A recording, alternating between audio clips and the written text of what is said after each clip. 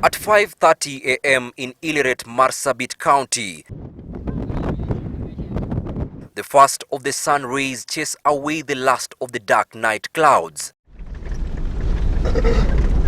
Illeret is a torrid and cruel land, a two-day journey from Marsabit on a 400-kilometer jagged stretch of road.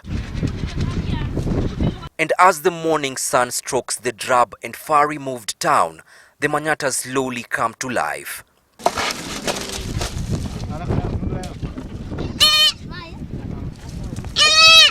The little ones playing their part in ensuring breakfast is served. The older ones set out to look after the family herds, these the trappings of an undisturbed way of life. The town is tipped on the eastern shore of Lake Turkana. It's just 17 kilometers from the Kenya-Ethiopia border. To get here, one must cut through the punishing Chalbi Desert. Its people cling to the fleeting trimmings of modern life. They live an obscure life, fettered to the fringes. To the government, many of the members of this Daasanach community don't officially exist. They have no official identity cards. John Lokomeri isn't quite sure of his age. He hasn't gone to school. He, however, tells me he grew up in this town, and all through his years here, he has never owned an ID card, despite several application attempts. Nimekuja watu naniandika, nanipiga picha, na ID yangu ya kujangi.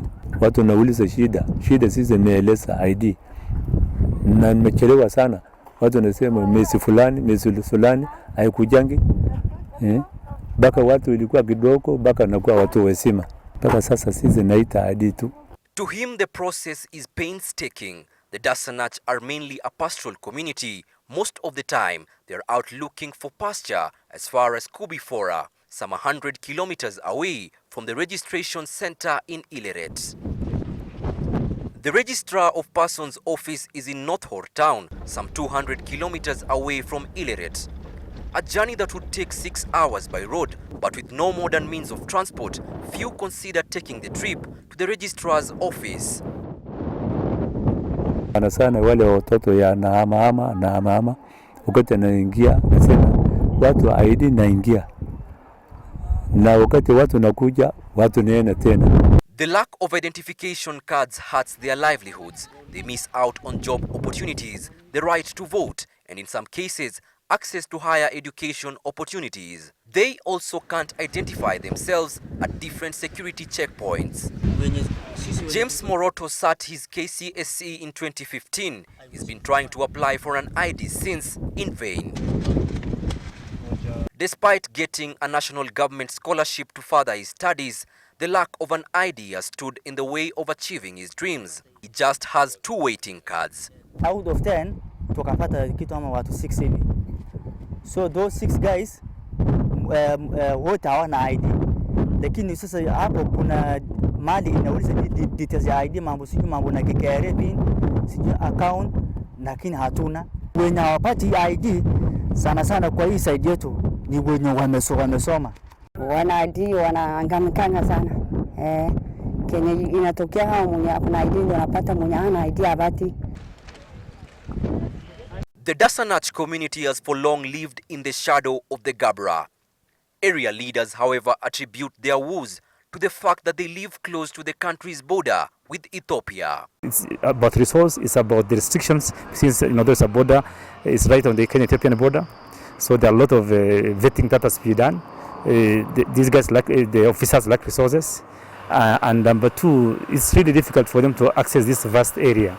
So combined with all this, I can say maybe about 40% of my constituents actually like IDs. Hata sisi mtu Nairobi naingia katikati yetu, sisi hata habana taka. Sisi nakuja watoto wa Kenya peke yake.